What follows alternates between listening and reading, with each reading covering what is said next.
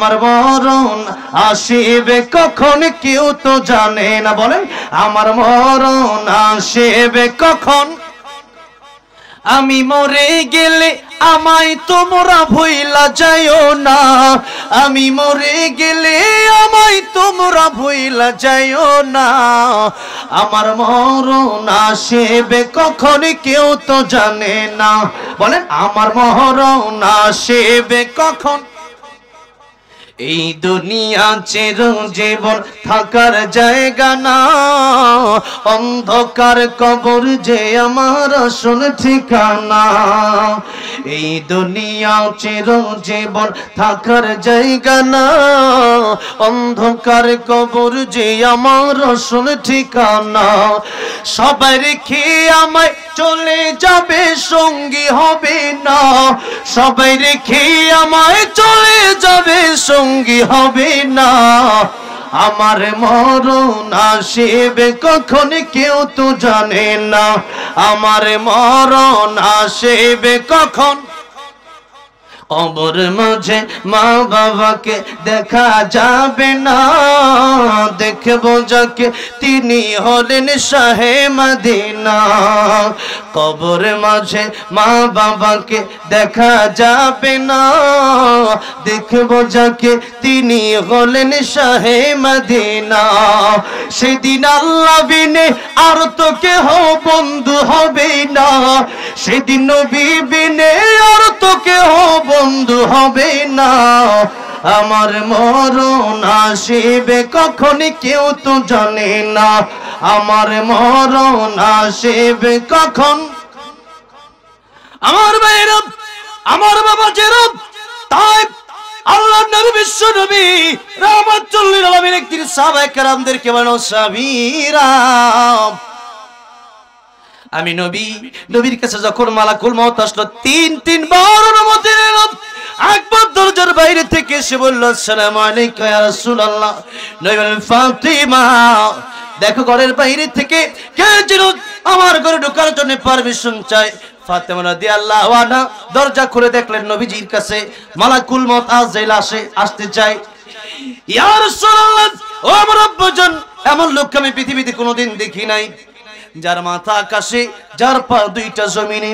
নবী বললেন মারে, এটা মালাকুল মউত আজরাইল, দুনিয়ার সব তরকারি। ফাতিমা বললেন ও আব্বাজান, আমি আসতে দিব না। নবীজি বললেন ফাতিমা, তুমি আসতে না দাও, এই আজরাইল কিন্তু তুমি ডিকলি ঘরে ঢুকে যেতে পারে। এই পৃথিবীর মানুষের যার কবজ করতে যখন আসে মানুষের কাছ থেকে অনুমতি নেয় না, কিন্তু আমি তো আল্লাহর বন্ধু, আমি তো আল্লাহর হাবিব রাহমাতুল লিল আলামিন নবী। এই জন্য আল্লাহ এই সম্মানটুকু আমার দান করেছেন। মালাকুল মউত আজরাইল আমার কাছে আসবে, চান কবজ করবে, ডাইরেক্ট আসে না। আমি নবীর সম্মানের খাতিরে আমার কাছ থেকে পারমিশন নিতে চাই। জোরে জোরে বলা যাবে না সুবহানাল্লাহ। ফাতেমাকে ডাক দিও না, ফাতেমা অনুমতি দাও। অনুমতি দিল। অনেক লম্বা ঘটনা, অনেক কথা। ইমাম নবীকে ডেকে বললেন ইয়া রাসূলুল্লাহ, ইয়া হাবিবাল্লাহ, আমি এসেছি, আল্লাহ আমাকে পাঠাইছে, বলছে আপনার জান কবজ করতে। তবে আল্লাহ এটাও বলে দিয়েছে আপনি যদি থাকতে চান আল্লাহ রাব্বুল আলামিন আপনার হায়াত বাড়ায় দেবেন। ইয়া রাসূলুল্লাহ, এখন কি করব? নবী বলেন হাত্তা ইয়াতিয়ানি জিবরাইল, জিবরাইল আসার আগ পর্যন্ত তুমি অপেক্ষা করো। ইতিমধ্যে জিবরাইল আমিন আসলেন, এসে বললেন ইয়া রাসূলুল্লাহ, ইয়া হাবিবাল্লাহ, আমি এসেছি, আপনি আমাকে খুঁজেছেন। নবী বলেন জিবরাইল, আমি যাব কি যাব না তুমি বলো। জিবরাইল ডেকে বললেন, একটা কোরআন শরীফের একখানা আয়াত কারিমা তেলাওয়াত করে শোনায় দিলেন। ইন্নাকা মাইয়িতু ওয়া ইন্নাহুম মাইয়িতুন।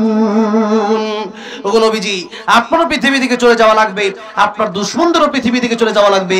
আল্লাহ আগেই কোরআন শরীফে বলেছেন কুল্লু নাফসিন যায়িকাতুল মাউত। আল্লাহ আগেই বলেছেন কুল্লু মান আলাইহা ফান ওয়া ইয়াবকা ওয়াজহু রাব্বিকা যুল জালালি ওয়াল ইকরাম।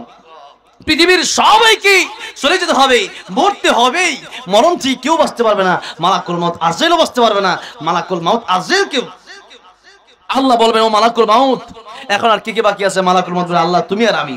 আল্লাহ বলবেন আমি বেঁচে থাকার অধিকার রাখি, তুমি রাখো না, তুমি মাখলুক, আমি আল্লাহ খালেক, কুল্লু মান আলাইহা ফান। আল্লাহ আগেই বলেছিলেন।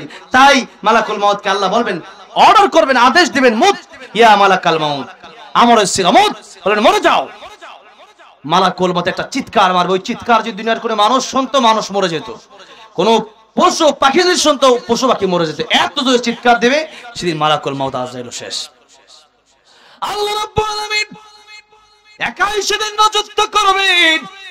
আল্লাহ রাব্বুল আলামিন বলবেন লিমানিল মুলকুল ইয়াউম লিল্লাহিল ওয়াহিদিল কাহ্হার। আল্লাহ বলবেন আজকে রাজত্ব কার? সেদিন রাজত্ব কার হবে? এখন রাজত্ব কার? কিন্তু আল্লাহ মাঝে মধ্যে এক এক দেশের প্রেসিডেন্ট একজনকে বানায়, কিছু কিছু ক্ষমতার মালিক আল্লাহ বানায়।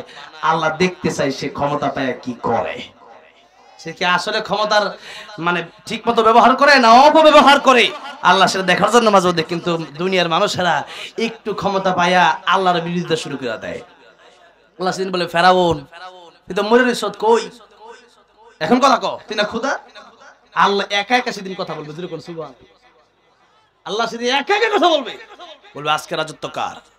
ও দুনিয়ার বড় বড় পাহাড় গুলো কোথায়? সেই পাহাড় দুনিয়ার, ও সূর্য কোথায়? চন্দ্র কোথায়? বড় বড় গাছগুলা কোথায়? দুনিয়ার বড় বড় জালেম বাচ্চারা তোর আজকে কোথায়? তোদের রাজত্ব আজকে কোথায়? প্রকৃতপক্ষে রাজত্বের মালিক, ক্ষমতার মালিক তো একজন। তাবারাকাল্লাযী বিয়াদিহিল মুলকু ওয়া হুয়া আলা কুল্লি শাইইন কাদির। আল্লাহ বলেন যা কিছু সবকিছুর ক্ষমতা আমি আল্লাহর হাতে। কার হাতে? আল্লাহর হাতে। তাই ক্ষমতার মালিক আল্লাহ, মালিক হচ্ছেন আল্লাহ, আমরা হচ্ছে আল্লাহর গোলাম। আমরা কি আল্লাহর কি গোলাম? তাই আল্লাহর গোলামি আমাদের করতে হবে। আর যারা গোলামি করবে আল্লাহ রাব্বুল আলামিন গোলাম বলে কিয়ামতের ময়দানে ডাক দিবেন, ইয়া আইয়াতুহান নাফসুল মুতমাইন্না ইরজিই ইলা রাব্বিকি রাদিয়াতাম মারদিয়া ফাদখুলি ফি ইবাদি ওয়াদখুলি জান্নাতি। এখানে আব্দুল শব্দ এসেছে, অনেক লম্বা তরজমা। আব্দুল শব্দের মানে হচ্ছে গোলাম। যারা গোলামি করবে, আল্লাহর প্রকৃত গোলাম দুনিয়াতে থাকবে, নিজেকে যারা মালিক ভাববে না, নিজেকে যারা এই দুনিয়ার গোলাম ভাববে, এদেরকে আল্লাহ ডেকে ডেকে কিয়ামতের ময়দানে জান্নাতের মেহমান বানায় দেবেন। আপনি যখন আমি নামাজ পড়বো না, আপনার লস হবে। আপনি যখন নামাজ পড়বো তাহলে কি আল্লাহ লাভ হবে না আপনারই লাভ হবে? আমাদেরই লাভ হবে। আমার ভাইরা, আমার বাবাজিরা, এবার বলে কলমত বলে রাসূলুল্লাহ আমি এসেছি আপনাকে নিতে। জিবরাইল বললেন, ইয়া রাসূলুল্লাহ, ইয়া হাবিবাল্লাহ, আপনাকে, আপনি মরণশীল, সবাই মরণশীল, যেতে হবে। কেবলমাত্র আল্লাহ মরবে না, সবাই মরবে। ইয়া রাসূলুল্লাহ, আল্লাহ রাব্বুল আলামিন আপনাকে দেখার জন্য কাছে থেকে আল্লাহ রাব্বুল আলামিন আপনার সাথে মুলাকাতের জন্য অপেক্ষা করতেছে। আল্লাহু আকবার বলে, তাদের ইন্তজার করতেছে। আল্লাহ আপনার অপেক্ষায় আছে। আপনি যাওয়াটাই ভালো, মানে যেতে তো হবেই, এখন যাওয়াটাই ভালো। কারণ আদ-দুনিয়া সিজনুল মুমিন ওয়া জান্নাতুল কাফির। এই দুনিয়া মুমিনের জন্য জেলখানা, আর কাফিরের জন্য দুনিয়াটা হলো আরামের জায়গা, বালাখানা। ঠিক না? ঠিক জোরে কোন? তাই ইয়া রাসূলুল্লাহ, ইয়া হাবিবাল্লাহ, ইয়া হাবিবাল্লাহ, আমি আপনাকে যে কথাটা বলি সেটা হলো যে আপনি গেলেই ভালো। ইয়া রাসূলুল্লাহ, ইয়া হাবিবাল্লাহ, আপনি যদি চলে যান তাহলে পরকালে আপনার জন্য নাজ নিয়ামত অপেক্ষা করতেছে, আপনার জন্য জান্নাত অপেক্ষা করতেছে। নবীজি এবার চোখের পানি ছেড়ে কাঁদতেছে। জিবরাইল ডেকে বলে, ইয়া রাসূলুল্লাহ, কাঁদেন কেন? আয়েশার জন্য নাকি ফাতেমার জন্য নাকি হাসান হুসাইনের জন্য? নবী ডেকে বলেন, আমি কান্দি আমার গুনাহগার উম্মতের জন্য। মন আমার কাঁদে রে, প্রাণ আমার কাঁদে রে, যেতে সোনার মদিনায়, যেই মদিনা ধন্য হলো পেয়ে তব ঠিকানা। মন আমার কাঁদে রে, প্রাণ আমার কাঁদে রে, যেতে সোনার মদিনা। আল্লাহ কবুল করেন, জোরে বলেন আমিন। আমার ভাইরা, আমার বাবাজিরা, সেই নবীজি মরণের সময় উম্মতের কথা চিন্তা করলো, আর এই উম্মত আজকে নবীকে ভুলে গিয়া নায়ক নায়িকাকে আদর্শ বানালো, মডেল বানালো। আমার ভাইরা, আমার বাবা যেরা, যে কথা বলছিলাম, আমার নবী বিশ্বনবী রাহমাতুল্লিল আলামিনের কাছে দ্বিতীয়বার অনুমতি নিল। এবার অনেক কথা হলো, জিবরাইলের সাথে তৃতীয়বার মালাকুল মউত আবার অনুমতি নিল। এই তিনবার নবীজির মরণের আগে মালাকুল মউত নবীর কাছ থেকে অনুমতি নিয়েছে কয়বার? তিনবার। সেই নবী বলতেছেন, ও সাবিরা, আমি রাহমাতুল্লিল আলামিন, যদিও আমি রাহমাতুল্লিল আলামিন, কিন্তু আমি এই গ্যারান্টি তোমাদেরকে দিতে পারি না। কোন গ্যারান্টি? যে আমি নবী নামাজের পরে ডান দিকে সালাম ফিরাইয়া বাম দিকে সালাম ফিরাবো, এই গ্যারান্টিটুকু আমি তোমাদেরকে দিতে পারি না। নবী যদি নিজের জীবনের গ্যারান্টি না দিতে পারেন, আল্লাহর পরে যার সম্মান, আল্লাহর পরে যার মর্যাদা, আল্লাহর পরে যার এই সম্মান, যেই নবীর কোনো গুনাহ নাই, মাসুম নবী, সেই নবী বলতেছেন যে আমি তোমাদেরকে জীবনের কোনো গ্যারান্টি দিতে পারি না। নামাজের পরে ডান দিকে সালাম ফিরাইয়া বাম দিকে সালাম ফিরাবো, এতটুকু নিশ্চয়তা আমি দিতে পারি না। আর আমি আপনি বসে আছি আগামী রমজান মাসে ভালো হওয়ার জন্য, বিয়ের পরে ভালো হওয়ার জন্য, আগামী এক সপ্তাহ পর থেকে নামাজ পড়বো, এই চিন্তায় আমরা বসে আছি। যেরকম ঠিক না ঠিক? তাই আল্লাহ রাব্বুল আলামিন বলতেছেন, মরণের ব্যাপারটা আমি আল্লাহ রাব্বুল আলামিন তোমাদেরকে বানালাম না, 24টা ঘন্টা মৃত্যুর জন্য তোমরা অপেক্ষা করো। আমার ভাইরা, আমার বাবাজিরা, তাই বলতেছিলাম, আজেবাজে গীবত না করে, মিথ্যা কথা না বলে সত্যের দিকে ধাবিত হন। সত্য মানুষকে মুক্তি দিতে পারে। আবু বকর সিদ্দিক রাদিয়াল্লাহু আনহু বলছেন, ইয়া রাসূলুল্লাহ, ইয়া হাবিবাল্লাহ, আপনিও বলেছেন আমি আবু বকর ছিলাম, আপনিও বলে দিয়েছেন সিদ্দিক, আপনি বলেছেন আমি চিরন্তর সত্যবাদী। ইয়া রাসূলুল্লাহ, আপনি বললেন সত্যবাদী, এখন আজকে আমি মিথ্যা কথা বলবো না। মনে আছে আপনাদের কথা? সেই কথা এখন থেকে থাপ্পড় দিছে যে। এবার নবীজি বললেন, ও আবু বকর, আলহামদুলিল্লাহ, লিল্লাহি তাকবীর। আজকে হ্যাঁ আসছে অলরেডি, এখনই চলে আসবেন, হুজুরকে নিয়ে আসেন ইনশাআল্লাহ। হুজুর এখনই চলে আসবেন। আমি হুজুর আসার আগে আর একটা কথা বলবো, এক দুটা গজলের মানে আব্দুল আছে, সেই গজল গাবো। আলহামদুলিল্লাহ, আজকে এই মাহফিলে হাজার হাজার মানুষ, এই কয়েকটা মাহফিল, বড় বড় মাহফিলের মধ্যে এইটাও একটা জামালপুরের একটা ঐতিহ্যবাহী মাহফিল না? আলহামদুলিল্লাহ, আমি তো ভাবি না যে এত মানুষ হবে আজকে। আলহামদুলিল্লাহ, হাজার হাজার মানুষ এসেছেন। তবে এই মানুষের আবদার আমাকে রাখার দরকার, যেরকম ঠিক না ঠিক? যে আমার অনেক মাহফিল আছে, এরকম মনে করেন এরকম 4টা মাহফিল মিলে এরকম এক মাহফিল সমান হবে না, যেরকম ঠিক না ঠিক? তো আজকে একটা মাহফিল, এত বড় একটা মাহফিল, আলহামদুলিল্লাহ, সেজন্য আমি বলবো ইনশাআল্লাহ। তবে কথা হচ্ছে, আর 2-1টা কথা না বললেই না, যেটা বলতেছিলাম, আবু বকর সিদ্দিক রাদিয়াল্লাহু আনহু, ইয়া রাসূলুল্লাহ, আমি না সত্যবাদী, আজকে আমি মিথ্যা বলবো না। আল্লাহর নবী বলছেন, আবু বকর, সাক্ষী না আনলে বিচার তোমাকে করাই হবে, তোমাকে উল্টা থাপ্পড় খেতে হবে। আবু বকর সিদ্দিক রাদিয়াল্লাহু আনহু বললেন, ইয়া রাসূলুল্লাহ, ইয়া হাবিবাল্লাহ, আমার কোনো সাক্ষী নাই, বিচার শুরু হয়ে যাক। যেই মাত্র বলছে বিচার শুরু হয়ে যাক, এমন সময় আল্লাহর নবী, বিশ্ব নবী রাহমাতুল্লিল আলামিন যখন বিচার করবে, এমন সময় সাহাবায়ে কেরাম রাদিয়াল্লাহু আনহুম আজমাইন তাকায় দেখতেছে যে জিবরাইল আমিনের আগমন ঘটে গেছে। আল্লাহু আকবার বলে। জিবরাইল আমিনের আগমন ঘটে গেছে। জিবরাইল আমিন আয়েশা বলতেছে, ইয়া রাসূলুল্লাহ, ইয়া হাবিবাল্লাহ, আমি এসেছি, আল্লাহ রাব্বুল আলামিন আমাকে পাঠাইছে। কেন পাঠাইছে? আল্লাহ রাব্বুল আলামিন আমাকে পাঠাইছে কোরআনের একটা আয়াত দিয়া, লাকাদ সামিআ আল্লাহু কাওলাল্লাযীনা ক্বালু ইন্নাল্লাহা ফাকীরুন ওয়া নাহনু আগনিয়া। ইয়া রাসূলুল্লাহ, আবু বকরের বিচার তো আপনি করবেন, দুনিয়ার কোনো সাক্ষী নাই এজন্য। আর আল্লাহ রাব্বুল আলামিন বলেছেন, কোরআনে আয়াত ডাইরেক্ট নাজিল করেছেন, কোরআনের আয়াত এটা, যেরকম সুবহানাল্লাহ, সূরা আলে ইমরানের সেই আয়াত আল্লাহ নাজিল করে দিয়ে বললেন, আমার নবীর কাছে গিয়া বলো, আবু বকরের এই যে বলেছে, এই যে ইহুদি গালি দিয়েছে, এই কথাগুলো সম্পূর্ণ ঘটনাটা আমি আল্লাহ নিজেই সচক্ষে দেখছি, যেরকম সুবহানাল্লাহ। আমার নবীকে গিয়া বলবেন, আমার নবী সাক্ষী চেয়েছে, দুনিয়ার মানুষের সাক্ষী দরকার নাই, দুনিয়ার মানুষের সাক্ষীর আর কতটুকু দাম? আমার নবীকে গিয়া বলবা, আবু বকর যেই কথা বলেছে আর ইহুদি যেই কথা বলেছে, ইহুদি মিথ্যা বলেছে, আবু বকর সিদ্দিক সত্য বলেছে। আবু বকর সিদ্দিকের বেলায় দুনিয়ার কোনো সাক্ষীর প্রয়োজন নাই। আবু বকর সিদ্দিকের বেলায় আমার আল্লাহ রাব্বুল আলামিন নিজেই সাক্ষী হয়ে গেছে। আবু বকর সিদ্দিক রাদিয়াল্লাহু সাক্ষী আমার আল্লাহ হয়ে গেছে। আমার ভাইরা, আমরা যে কথা বলতেছিলাম যে আল্লাহ রাসূল সাল্লাল্লাহু আলাইহি ওয়াসাল্লামের বিরুদ্ধে যখন কথা বলা হবে, তখন আমরা চুপ করে বসে থাকলে হবে, কারণ আল্লাহর নবীকে আমাদের জীবনের চাইতে বেশি ভালোবাসতে হবে। তাই নবী যে বলেছেন, লা ইউমিনু আহাদুকুম হাত্তা কুনা হাব্বা ইলাইহি মিন ওয়ালিদিহি ওয়া ওয়ালাদিহি ওয়ান নাসি আজমাইন। নবীজি বলেছেন আমার উম্মতেরা রে, ততক্ষণ পর্যন্ত তোমরা পরিপূর্ণ ইমানদার হতে পারবা না যতক্ষণ পর্যন্ত তোমাদের মা বাবা, তোমাদের স্ত্রী, তোমাদের সন্তান, তাম পৃথিবীর সবকিছুর চাইতে বেশি যতক্ষণ পর্যন্ত আমি নবীকে ভালোবাসতে পারবা না ততক্ষণ পর্যন্ত তোমরা পরিপূর্ণ ইমানদার হতে পারবা না। এই জন্য নিজের জীবনের চাইতে বেশি আবার নবীকে ভালোবাসার দরকার আছে না নাই? আর নবীজি বলতেছেন মান হাব্বা সুন্নতি ফাকাদ হাব্বানি ওয়া মান হাব্বানি কানা মাই ফিল জান্নাহ। আমাকে ভালোবাসবা কেমনে? আমার আদর্শ অনুসরণ করো, মিথ্যা কথা ছেড়ে দাও, নামাজি হও। নবীজির জীবনের শেষ কথা ছিল নামাজ। কি ছিল? নামাজ।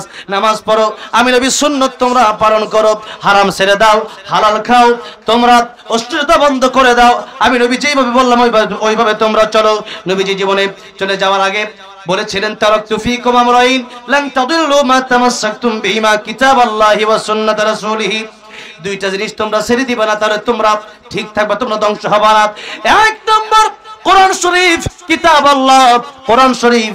দুই নম্বর সুন্নাত রাসূলিহি, নবীর সুন্নাত। এখন নবীর সুন্নাত যদি আপনি মানতে চান তাহলে সুদ খাওয়া যাবে, ঘুষ খাওয়া যাবে। নবীজি সুদ ঘুষ খাইছে, অন্যের হক মেরা খাইছে? খায় নাই। নবীজি মানুষের বাড়িতে কাজ করে খেয়েছে, এরপরেও নবীজি হারাম খায় নাই। একদিন নবীজি দেখতেছেন ফাতিমার ঘরে খাবার নাই। ফাতেমা সাইয়্যিদাতুন নিসা আহলিল জান্নাহ, তিনি জান্নাতি যুবতীদের সর্দারনি। আর জান্নাতের যুবকদের সর্দার হাসান আল হুসাইন সাইয়্যিদা শাবাবি আহলিল জান্নাহ। হাসান হোসেন হলো জান্নাতের যুবকদের সর্দার।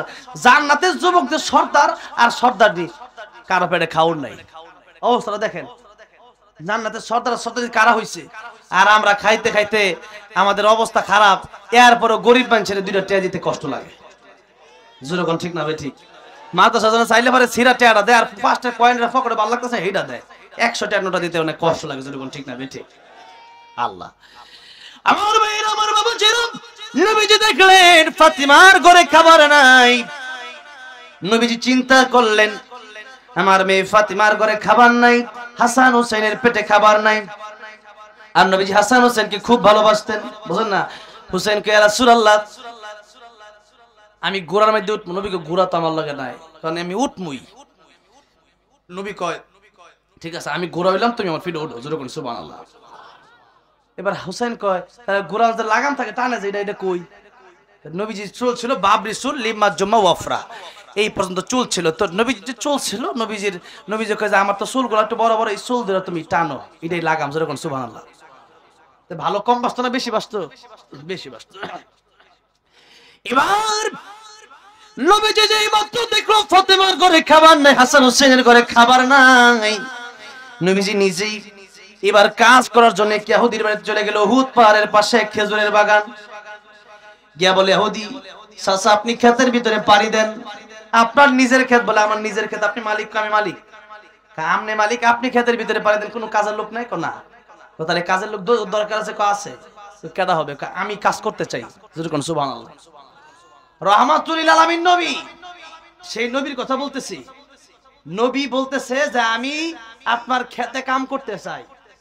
আল্লাহ আকবার কইতেন না জোরে? না ফকর উপরে লয়ে যান, বাইক দিয়ে পরে কইেন, বউ তো হইনা লাইব। জোরে কোন সুবহানাল্লাহ। নবীজি বলতেছে আমি কাজ করতে চাই তোমার খেতে। আর আমরা মনে করি যে হালাল খাই, এটা মনে হয় যে খুব মানে সুবিধা না, মানে আমার মনে হয় আমার সম্মানটা মনে হয় না। না, আপনি যদি হালাল খান তাহলে আপনি প্রকৃত নবীর আশেক, প্রকৃত নবীর উম্মত, আপনি দামি মানুষ। আর যারা হারাম খায়, 5 তলা বাড়ি থাকলেও সবচেয়ে অদম, সবচেয়ে নালায়েক, সবচেয়ে বোকা ওই লোক। যেরকম ঠিক না বেশি? এই জন্য হালাল যদি আপনি খান, খেতে কাম করে নবী খাইছি, তাহলে আপনি খেতে সমস্যাটা কোন জায়গায়? আপনি কেন মনে করেন যে আমার দাম কম? আপনি এটা মনে করতেছেন কেন? নবীজি যদি খেতে কাম করে খায়া নবীজি যদি রাহমাতুল লিল আলামিন হতে পারে, তাহলে আপনি নবীর উম্মত হয়ে কেন খেতে কাম করতে পারবেন না? দুনিয়ায় দুনিয়া নবী ওয়াজ দুনিয়া মাজজাতুল আখিরাহ। দুনিয়া তোমাদের কাজের জায়গা। দুনিয়াতে কাজ করবা, পরকালে ফলাফল পাবা। কোথায় কাজ করলে? দুনিয়ায় কাজ করলে পরকালে কি পাওয়া যাবে? ফলাফল পাওয়া যাবে। আমার ভাইরা বাবাজিরা, তাই এবার নবী বলেন আমি আপনার খেতে কাজ করতে চাই।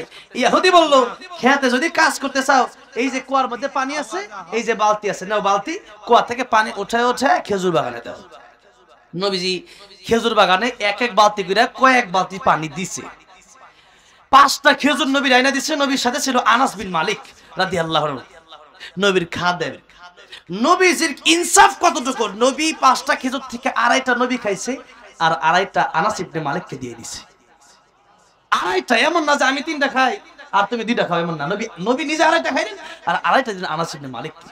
আনাস জন্য বলেন তখন আমার বয়স 11-12 বছর বয়স। ভাইরা আমার, বাবাজিরা আমার, নবীজি এবার কাজ আবার শুরু করলেন। এক এক বালতি করে খেজুর বাগানে পানি দিতে দিতে নবীজির একটা সময় হাত থেকে রশি ছেড়ে বালতিটা পড়ে গেছে কুয়ার ভিতরে, কারণ এতদিন পুরাতন রশি হয়ে গেছে।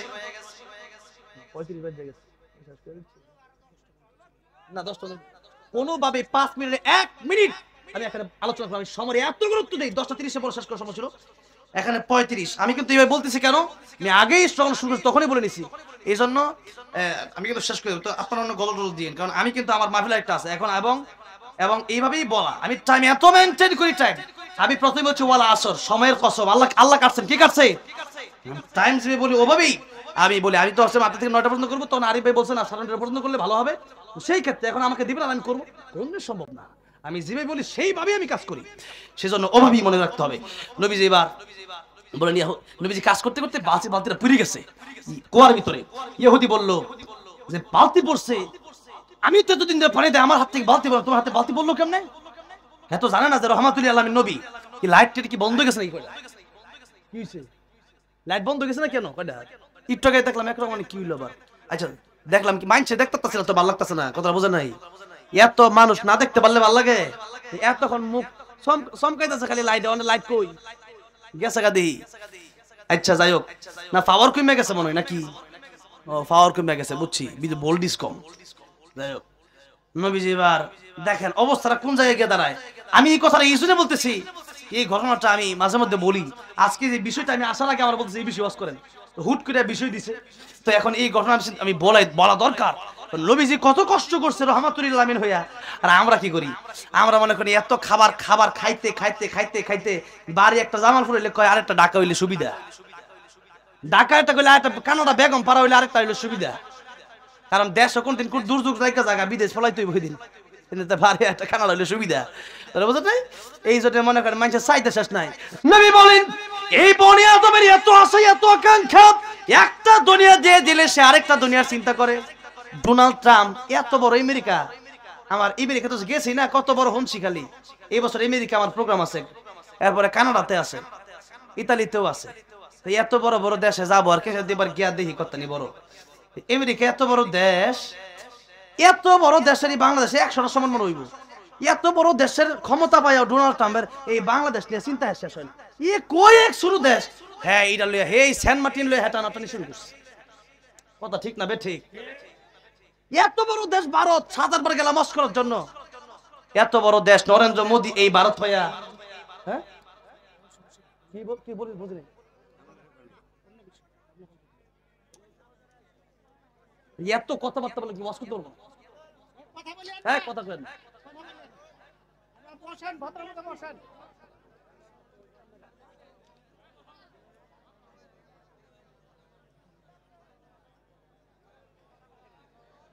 এখানে দিচ্ছেন যেন প্রধান বক্তা যেন কোন রাজনীতির পক্ষে কথা না বলে। রাজনীতির থাক না, না বলবে ঠিক আছে, এটা আমরা তো বুঝি কোনটা না বলার কিছু না। রাজনীতির পক্ষে বিপক্ষে না, কোরআন আমাকে যেটা বলে আমি সেটাই বলবো, ঠিক না? কোরআন যেটা বলে না ওইটা আমি বলবো না, কোনো সমস্যা নেই। আমি বুঝতেছি হাজার হাজার মানুষ এই মাহফিলে আপনারা উপস্থিত হয়েছেন। অবশ্যই আমরা তো, আমার এই স্টেজের বয়স 14 বছর, তো 14 বছর স্টেজের বয়স মানে আমি সর্বপ্রথম কোরআন শরীফ তেলাওয়াত করতে করতে স্টেজটাই আমি আসছি, জাতীয় পর্যায়ে পুরস্কার পেয়ে, এরপরে আস্তে আস্তে কোরআনের কথা বলছি, কোনো সমস্যা নাই, এটা ব্যাপার না, যাক দিছে কোনো সমস্যা না। আমি এত কথা বলতে চাই, রাজনীতির পক্ষে বিপক্ষে কোনো সমস্যা না, রাজনীতি আমাদের কি করতে হবে না? যেহেতু আমার নবী রাজনীতি করেছেন, আবু বকর সিদ্দিক রাজনীতি করেছেন, ওমর রাদিয়াল্লাহু রাজনীতি করেছেন, ওসমান রাদিয়াল্লাহু রাজনীতি করেছেন, সেই খেলাফতের রাজনীতি আমরা কায়েম করতে চাই না? করতে চাই।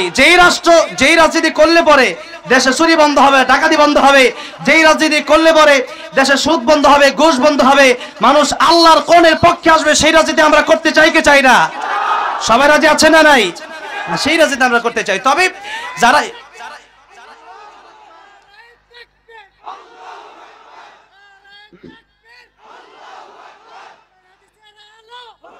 আমি আমি দেখেন, আমি আমি খুব ঠান্ডা ঠান্ডা কথাই এতক্ষণ বলতেছি। আমি কিন্তু আসলে আমি জানি এক একটা মাহফিলের সিস্টেম আমি বুঝি।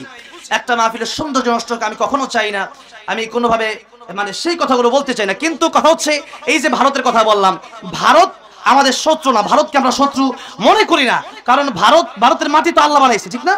কিন্তু কথা হচ্ছে আমিও তো ভারতে ওয়াজ করার জন্য অনেকবার গেছি, সেখানে লক্ষ লক্ষ মানুষ আমার ওয়াজ শোনার জন্য তারা এসেছে। সুতরাং ভারতের সাথে আমাদের কোনো সম্পর্ক নষ্ট করার কোনো কারণ নাই। কারণ হচ্ছে একটাই, ভারতে ক্ষমতা পায়া যারা আমার দেশ নিয়ে টানাটানি করতে চায়, যারা ইসলাম নিয়ে টানাটানি করতে চায়, যারা কোরআন নিয়ে টানাটানি করতে চায়, এদের সাথে আমাদের কোনো সম্পর্ক নাই, থাকতে পারে না। ভারতের সাথে আমাদের সম্পর্ক আছে, থাকবে। আমি গত বছরও ভারতে ওয়াজ করার জন্য গিয়েছিলাম, এই বছর আমি যেতে পারছি না। আমাদের সাথে সম্পর্ক নষ্ট করছে তারা, আমরা সম্পর্ক নষ্ট করতে চাই নাই। এই জন্য আমি যে কথা বলতে চেয়েছিলাম যে আপনারা ভারত পেয়েছেন, ভারত নিয়ে থাকেন, সাবধান বাংলাদেশ নিয়ে টানাটানি করবেন না।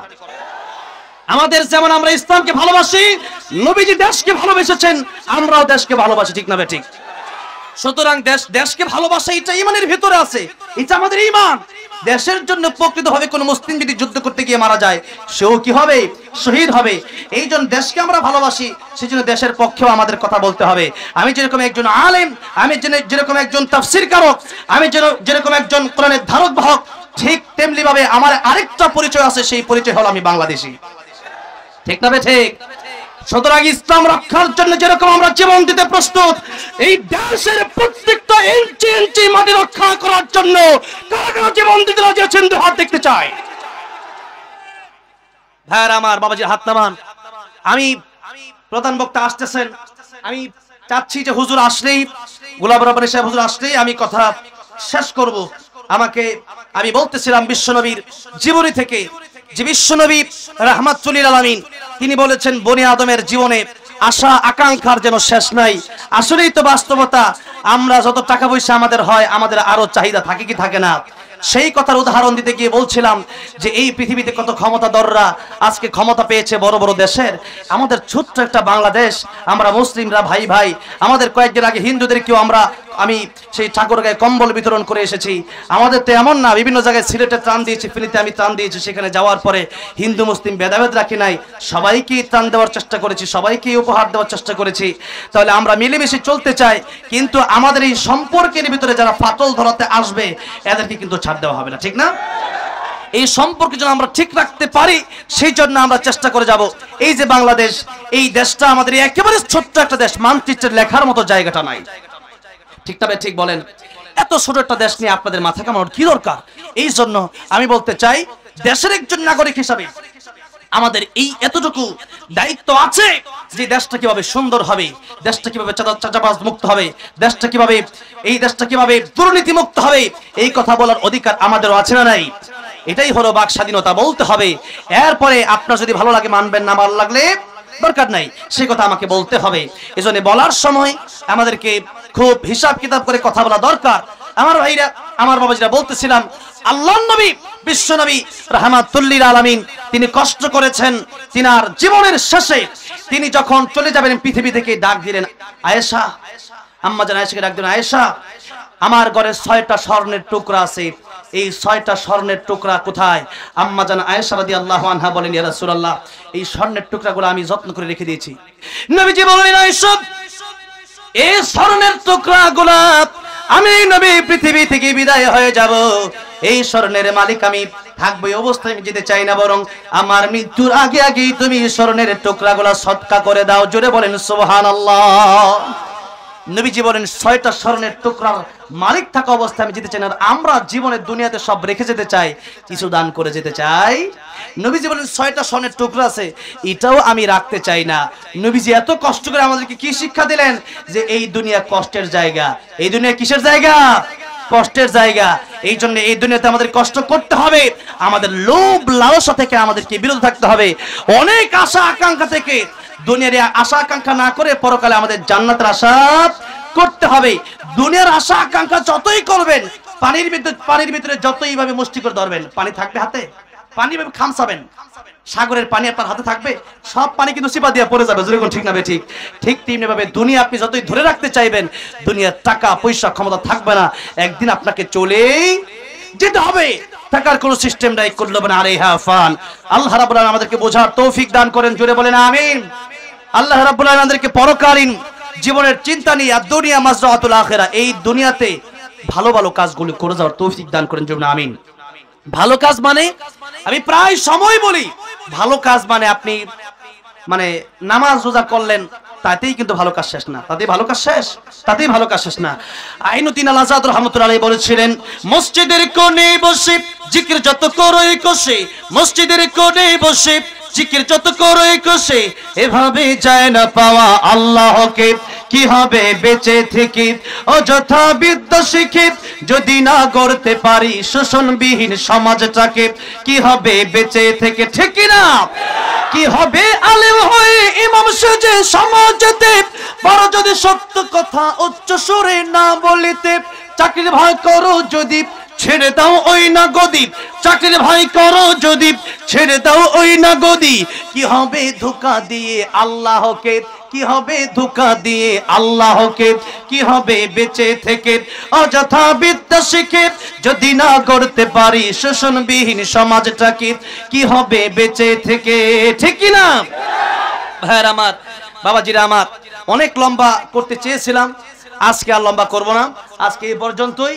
যেই কথা বলতে চাইলাম যে নবীর জীবনে রাহমাতুল লিল আলামিন নবী হয়ে নবী কষ্ট করলেন, আর আমাদের জীবনে শুধু আমরা দুনিয়াতে সুখ শান্তি খুঁজি, তাই ইন্নাল আবরারা লাফি নাঈম ওয়া ইন্নাল ফুজ্জারা লাফি জাহিম, পরকালীন জীবনে আমাদের সুন্দর জীবন, যেই জীবন অনন্তকালের জীবন হবে, ফারিকুন ফিল জান্নাতি ওয়া ফারিকুন ফিস সাঈর। আল্লাহ কিয়ামতের ময়দানে দুটি দলে মানুষকে বিভক্ত করবেন, একটা হলো জান্নাতি, আরেকটা জাহান্নামী। নেক কাজ যারা করবে এরা যাবে জান্নাতে, আর মন্দ কাজ যারা করবে এরা যাবে জাহান্নামে। তো মন্দ কাজ আর নেক কাজ, কোনটা ভালো কাজ কোনটা খারাপ কাজ, এগুলো তো আমরা বুঝি না? আমরা বুঝি, কারণ আল্লাহ বলেছেন লাহুম কুলুবুল লা ইয়াফকাহুনা বিহা ওয়া লাহুম আ'য়ুনুল লা ইবসিরুনা বিহা ওয়া লাহুম আযানুল লা ইয়াসমাউনা বিহা উলাইকা কাল আনআমি বাল হুম আদাল। আল্লাহ বলেছেন মানুষকে আমি আল্লাহ কলব দিয়েছি বুঝার জন্য, তাহলে তোমার বুঝতে হবে। আপনি যদি বুঝেও না বোঝার বান ধরেন, তাহলে আপনাকে আমার বোঝানোর মতো কোনো ক্ষমতা নেই। মানে একটা মানুষ যদি ঘুমায় থাকে, তাহলে আপনি তার ডাক দিলে সে উঠবে, ঠিক না?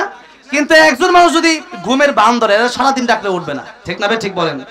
এই জন্য ভান ধরে থাকলে তো লাভ না। আপনি তো আসলে বুঝতেছেন কোনটা ভালো কাজ কোনটা খারাপ কাজ, কোনটা কোরআনের পথের কাজ কোনটা কোরআনের বিপক্ষের কাজ, সেগুলো আপনি বুঝতেছেন। এরপরে আবার যারা বান ধরতেছেন, তাহলে আপনাকে বোঝানোর কোনো ভাষা আমার নাই। আল্লাহ বলতেছেন যারা কোরআন শরীফ বুঝলো না, দুনিয়া সব বুঝলো, ব্যবসা বুঝলো, বাণিজ্য বলো, ক্ষমতা বুঝলো, সব বুঝলো, তারা দুনিয়ার শৌখিনতা দুনিয়ার আরামে সব বুঝলো, কিন্তু কোরআন বুঝলো না। আল্লাহ বলেন কাল আনআমি বাল হুম আদাল, এরা কুকুরের চেয়ে নিকৃষ্ট। এই জন্য আমরা যেন প্রকৃতপক্ষে কোরআন শিখি, রাসূল সাল্লাল্লাহু আলাইহি ওয়াসাল্লাম আদর্শ মেনে আমরা যেন কবরে যেতে পারি। বলুন আমিন। ওয়া আখিরু দাওয়ানা আলহামদুলিল্লাহি রাব্বিল আলামিন। একটু মানে সভাপতি সাহেব বলছে, অনেক অত্যন্ত হাসি খুশি মানুষ তিনি আমাকে বলেন একটা ও মদিনার মাটির গজলটা গাওয়ার জন্য। এই গজল গাওয়ার পরে আল্লাহ আমার মদিনা যাওয়ার তৌফিক দিয়েছে। কথাটা বুঝছেন? গাইবো পর্যন্ত চাইছিলাম, কিন্তু গোলাম রাব্বানী ভাইকে আমি খুব ভালোবাসি, তাই এতক্ষণ ধরে বসে আছে আর কি। কথাটা বুঝতে পারছেন? তাহলে কারণ আমি উঠে গেলে একটু পরিবেশটা নষ্ট হবে, মানে একজন বক্তা মাঝখানে না থাকলে, এই জন্য